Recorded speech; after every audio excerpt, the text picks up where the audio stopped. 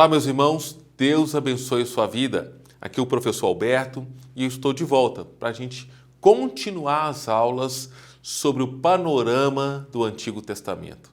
Olha que interessante, esta é a aula de número 45 sobre os livros históricos que nós vamos iniciar com Josué. Olha que interessante, nós vamos iniciar com Josué. Aula de número 45, já passamos 45 dias. Esta é a aula que eu quero te dar os parabéns para você que está firme acompanhando essa formação teológica. Então, meu irmão, continua aí com o seu caderno, continua aí com a sua Bíblia, toma nota de tudo que você está vendo aqui e que você considerar importante nessa formação, anota. Vamos dar sequência. Os versos que eu citar, anota, faz uma breve anotação sobre o verso e depois confira na sua Bíblia. Se você achar melhor, dê um pause nesse vídeo, confira e dê sequência. Assista quantas vezes você achar interessante e importante. As pessoas, elas têm me parado aqui nos corredores da nossa igreja e comentado como elas têm crescido com este assunto sobre o panorama do Antigo Testamento. Você tem crescido? Olha, eu sei que são muitas informações, é um conteúdo bem denso. Então, olha, não deixe de estudar, não assista por assistir. Ouça uma vez, duas se for necessário, três, mas não deixe de acompanhar. Ok, meu irmão? Você é um seminarista. Então, o seminarista precisa conhecer a palavra de Deus. Então, escreva aqui embaixo, na barra de comentários, se você está aí no YouTube, se você está na plataforma, escreva. Eu sou um seminarista, estou aprendendo sobre a palavra de Deus, quero ver o seu engajamento. Ok? Vamos dar sequência? Os livros históricos.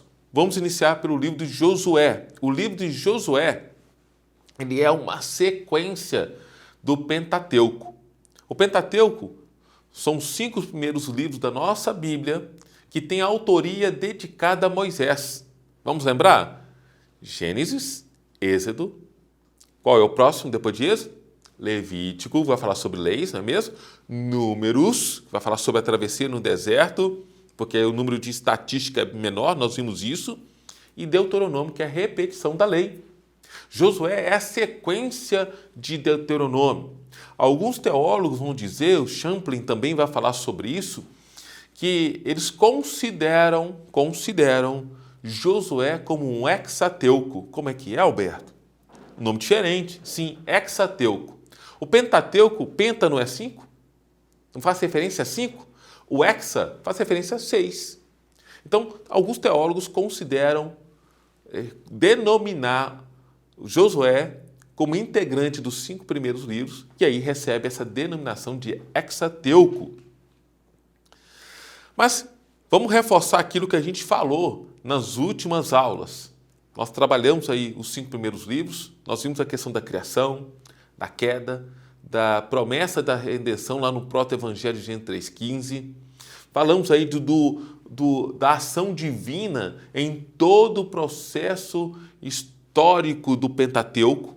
Falamos ali da ação do dilúvio, falamos da nova terra após dilúvio, né, o mundo pós-diluviano.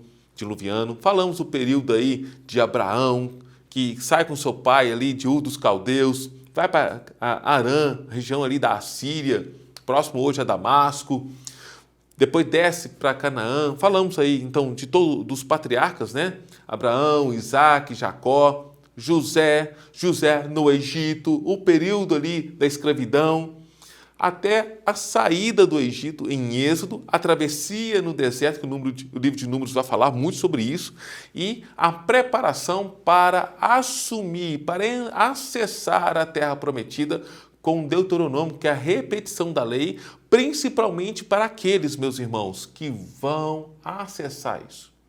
Você viu nas últimas aulas, que parte da população de Israel não acessou a terra prometida. Por quê? Por causa do pecado. Pecado da murmuração. Parte do povo, o povo que saiu lá do Egito não entrou, com exceção de Josué e Calebe. Moisés não entrou. Por quê? porque Moisés, ele ficou um pouco estressado, lembra? Nós falamos um pouco sobre isso. Então, ele só viu a terra, mas não acessou. Então, Mary Unger, que eu já falei para vocês aqui sobre esse manual bíblico, Mary Unger, ele vai dizer que o livro de Josué, além de ser um livro de conquistas, trata-se de um livro sobre conflitos, claro, porque o povo ele tinha ali a função, a missão de conquistar aquela terra, mas para isso era necessário remover, vencer e remover dali alguns povos que estavam ocupando a terra que era dos seus antepassados, Abraão, Isaque e Jacó.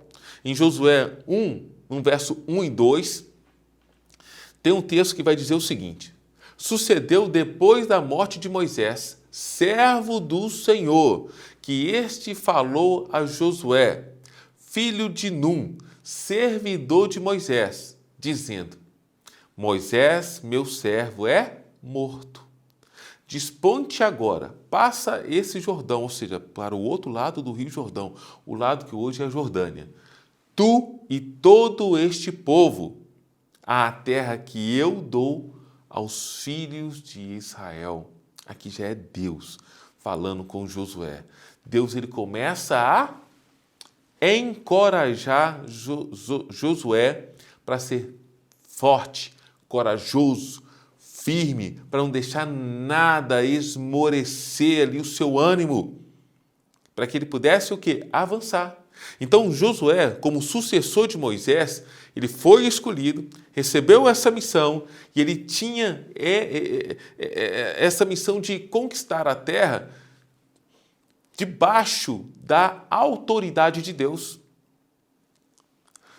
Deus estava com ele, estendendo o seu braço forte para conquistar essa terra. No entanto, Josué precisava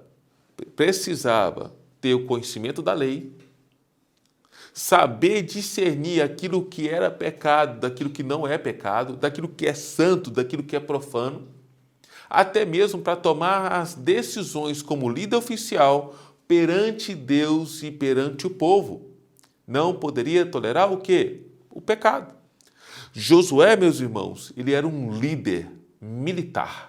Ele conhecia de todas as táticas militares para a guerra, para entrar nos conflitos e as estratégias para administrar a guerra e os conflitos. Ele já foi um espia, mas ele precisava estar mais próximo da lei, mais próximo de Deus e não se envolver com o pecado, porque se ele pecasse, Deus não poderia andar com ele. Se Josué desobedecesse a Deus, se ele fosse desobediente à conquista da terra de Canaã, da terra prometida, não seria efetivada com Josué. Não seria efetivada. Eu acho interessante quando o Hernandes Dias Lopes vai dizer sobre o livro de Josué, ele vai trazer uma interpretação, por exemplo, da travessia. Nós vamos falar daqui a pouquinho, da travessia do Jordão. Olha o que o pastor Hernandes Dias Lopes vai dizer. Ele vai falar que a travessia do Jordão e a conquista da terra de Canaã é como metáforas para a vida cristã. São como metáforas para a vida cristã, onde os crentes são chamados a viver uma vida de fé e de obediência. E foi assim que o povo teve que viver juntamente com o seu líder Josué. Uma vida de fé, mas uma vida também de obediência, longe do pecado. Não poderia tolerar o pecado no meio do arraial de Deus. E aí o pastor Hernandes, o teólogo, ele ressalta a liderança de Josué como um exemplo de coragem, mas de dependência de Deus. E isso me inspira. Isso me inspira a ser fiel a Deus, a continuar confiando no Senhor. Para quê? Para eu superar as minhas circunstâncias, as minhas batalhas do dia a dia, as batalhas espirituais. Você tem vivido esse tempo de dependência e fé no Senhor Jesus? Em Deus? Senão, eu quero te encorajar, seminarista, a continuar assim, firme, caminhando, olhando para o Senhor, dependendo dEle, vivendo uma vida santa. Você é o testemunho para as pessoas, você é uma carta viva. Amém? Amém? Escreve aí embaixo, escreve aí na barra de comentários. Sou uma carta viva do Senhor Jesus. Eu dou um testemunho. Escreva algo assim. Participa comigo dessa aula. Então Deus fala com Josué. O que ele vai dizer? Ele vai falar assim: tão somente ser forte e muito corajoso, ou muito corajoso. Onde está isso, Alberto? Você vai ver lá em Deuteronômio 31, verso 7. Chamou Moisés a Josué e lhe disse na presença de todo Israel: ser forte e corajoso, porque com este povo entrarás na terra que o Senhor, sob juramento, prometeu dar a teus pais, e tu os farás herdá-la. Russell Champlin, nós já citamos ele aqui, diz que o Senhor encorajou Josué, está lá no capítulo 1, versos 6, 9 e 18. Sendo aqui informado que a observância da lei dar-lhe-ia forças necessárias para cumprir toda a missão, toda a tarefa. Mas Josué precisava observar a lei. E observando a lei, Deus estaria continuamente ao seu lado. Um Josué obediente. E a obediência à lei, sem dúvida, é o grande tema dos livros, né, que a gente tem, né, desde o Êxodo até Josué. Depois dá uma olhada em Deuteronômio 32, no verso 46, sobre essa particularidade aí, a respeito da obediência da lei. Então, a promessa de vitória e de conquista da terra era condicional. É mesmo, Alberto? Era condicional? Sim. Era condicional à observância da lei. Era condicional a uma adoração santa e pura ao Senhor. Era condicional porque o povo não poderia pecar. E a gente vai perceber que em um determinado momento o povo peca. E aí eu já contei isso para vocês. O pecado deve ser encarado como um acidente. Como um acidente. Caí, pequei, reconheci o pecado, automaticamente, Senhor, confessa o pecado ao Senhor, pede perdão e segue. E segue. Então, todo o sucesso da jornada de Israel para a terra prometida, para a sua conquista, dependia da observância à lei. Por quê? Porque Deus estaria com eles. Champlin vai dizer assim, abre aspas, da infalível presença de Yahvé, o Senhor. Isso conferia ao povo a vitória em todos os sentidos. E aí nós vamos observar, depois você leia com bastante atenção o livro de Josué, nós não vamos detalhar todo o livro aqui a este ponto, mas você pode observar que várias tribos não completaram toda a conquista que deveriam completar. Não completaram. O único que vai completar toda a missão é Caleb, na região ali de Hebrom. Alguns teólogos vão dizer que a região de Hebrom era a região que mais tinha gigantes.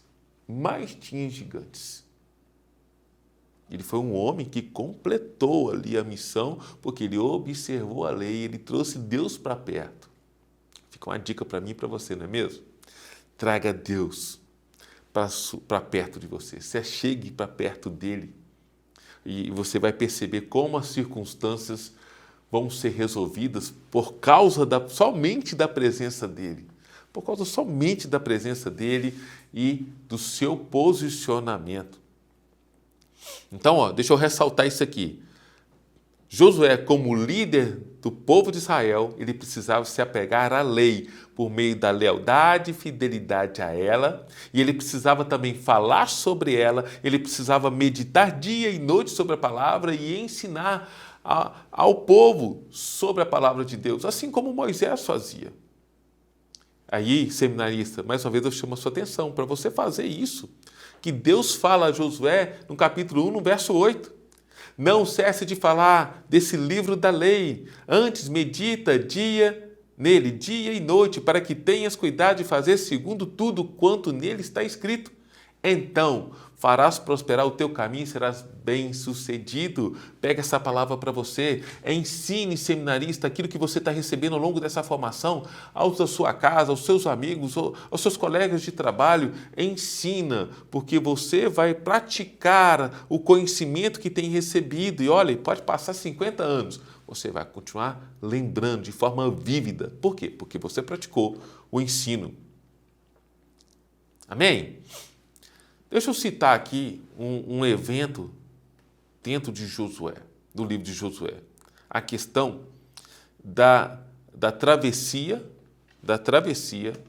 do Rio Jordão. A travessia do Rio Jordão está lá em Josué 3, capítulo 3, do verso 14 ao 17. Anota, tome nota desse verso para que você confira depois. Josué, ele avança para conquistar a terra de Canaã, mas ele precisa atravessar o Jordão e ele não sabe como aquilo vai acontecer.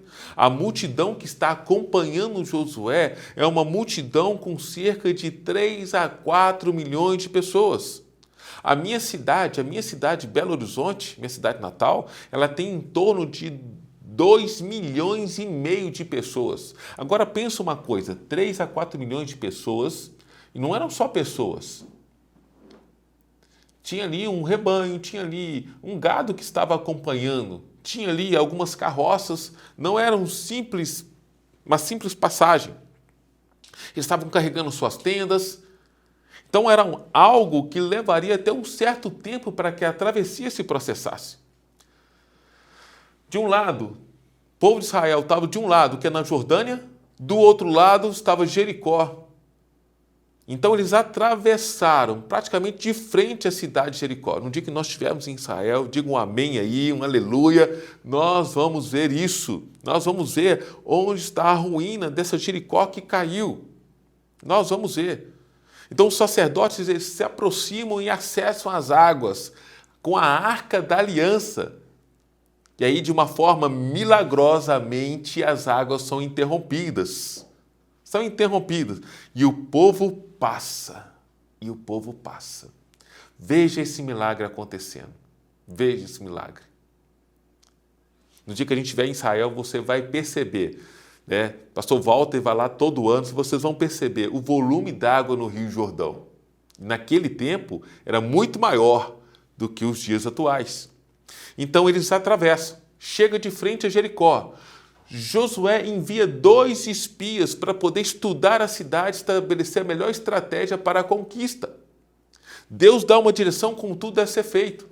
E lá eles conhecem uma prostituta que preserva a vida deles e ela pede, ela suplica, olha, eu preservei a vida de vocês, preserve a nossa quando vocês chegarem aqui.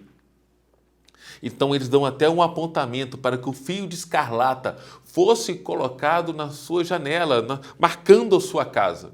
Alguns teólogos vão dizer que a casa de Raabe, ela estava junto à muralha de Jericó, só pelo lado de fora. Como fosse, eu vou usar esse termo aqui, um puxadinho. Não só a dela, mas de vários outros. Então a parte mais forte, mais poderosa dessa muralha, ela estava mais para o anel interno, para a parte interna. Alguns teólogos e arqueólogos vão dizer que a largura desta muralha era de tal forma que poderia passar bigas, igual aquelas bigas egípcias, na mão e contramão, uma ao lado da outra. Olha que interessante, olha como o poder de Deus se processou. E aí você vai perceber em Josué 6, o verso 3 ao 5, como Deus dá essa direção para a queda das muralhas. Vós, pois, todos os homens de guerra, rodeareis a cidade, cercando-a uma vez. Assim fareis por 6 dias. E 7 sacerdotes levarão 7 buzinas de chifre de carneiro diante da arca. E no 7º dia rodeareis a cidade 7 vezes, e os sacerdotes tocarão as buzinas. Seria feito em silêncio. E será que, tocando no 7º dia, tocando-se prolongamente a buzina de carneiro, ouvindo vós o seu sonido, todo o povo gritará com grande brado, e o muro da cidade cairá abaixo, e o povo subirá por ele, cada um em frente. Cada um em frente. A queda de Jericó é um dos grandes eventos mais notáveis do livro de Josué, detalhado no capítulo 6. Deus instrui, dá a direção, como a muralha a cidade deve ser conquistada. Então, nós temos ali todo o processo. Champlin até vai comentar dizendo assim, Russell Champlin, abre aspas, o Senhor Deus tornou-se amigo de Josué, tal como se fizera amigo de Moisés. Por isso mesmo, a fama de Josué se espalhava por toda parte, e os habitantes originais da terra de Canaã estremeciam de medo. A conquista era inevitável. A queda de Jericó aumentou, aí está lá em Josué, você vai ver em Josué, que a queda de Jericó aumentou ainda mais a fama de Josué, bem como o terror no coração dos habitantes cananeus no território. E quem vai falar isso? Agora foi o teólogo John Bright, no livro História de Israel, que eu já indiquei aqui para vocês. Logo em seguida, a conquista de Jericó tem a derrota de Israel em Ai, na cidade de Ai. Era a próxima cidade. Em Josué 7:1, diz o seguinte, prevaricaram os filhos de Israel nas coisas condenadas, porque Acã, filho de Carmim, filho de Zabdi, filho de Zera, da tribo de Judá, tomou das coisas condenadas. E aí a ira do Senhor se acendeu contra os filhos de Israel. Então, ocorre uma derrota ao tentar conquistar a cidade de Ai. Por quê? Porque Acã, ele tomou para si os despojos, esses despojos de guerra pertenciam ao Senhor, não era dele, não era para ninguém do povo, era do Senhor. E é por isso que Israel cede, cai, quando vai tentar conquistar a cidade de Ai. Depois, você lendo a história, você vai perceber que Deus dá a direção para Josué para levantar no meio do povo o culpado. Em Josué 7, no verso 20 e 21, vai dizer assim, depois que descobre que a sorte caiu sobre a família de Acã, respondeu Acã a Josué e disse, verdadeiramente pequei contra o Senhor, Deus de Israel, e fiz assim e assim, quando vi entre os despojos uma boa capa babilônica, e 200 ciclos de prata, e uma barra de ouro do peso de 50 ciclos. Cobicei-os, tomei-os, e eis que estão escondidos na terra, no meio da minha tenda, e a prata por baixo. Aí Josué manda homens lá que confere e vê. Está certo. Ele que pecou. Então era importante remover o pecado antes da conquista completa da terra prometida, antes que pudesse prosseguir. E aí eu quero avançar para a gente ir aproximando do fim dessa aula. Quero aproximar dizendo que Josué, porém, em um certo momento, já idoso, depois de tantas lutas, embora com conquistas bem-sucedidas e outras não tão sucedidas assim, com a falta de união, você vai ler isso na palavra, você vai perceber que as tribos ali até prometeram umas ajudar as outras, mas este fato de fato não aconteceu, e algumas porções, algumas regiões ali, como as dos filisteus, não foram totalmente conquistadas pelo povo de Israel, não foram. E isso se tornou uma pedra no sapato. E Deus falou, se eles não removessem esse povo, seriam como espinhos na vida deles. Conjecturando no tempo de hoje, uma pedra no sapato. E deriva até os dias atuais, né? Se a gente for tratar no âmbito da geopolítica. Então, Deus chama a atenção de Josué, já idoso, para que pudesse repartir as terras, dando a direção. E essa direção foi dada. Então Josué é instruído, está lá no capítulo 13, no verso 1. Josué, porém, já idoso, entrado em dias, disse o Senhor, já estás velho, entrado em dias, e ainda muitíssima terra ficou para se possuir. Então ele vai tentar se levantar para conquistar esses bolsões de resistência, mas o tempo dele já tinha passado. Já tinha passado. E aí precisava renovar essa aliança para dar sequência. E aí você vai perceber que a sequência na conquista e na presença do povo na terra de Canaã vai se dar ao longo do livro de Juízes. Josué 24, verso 15 diz assim: sobre a renovação da aliança. Porém, se vos parecer mal servir ao Senhor, escolhei hoje a quem sirvais.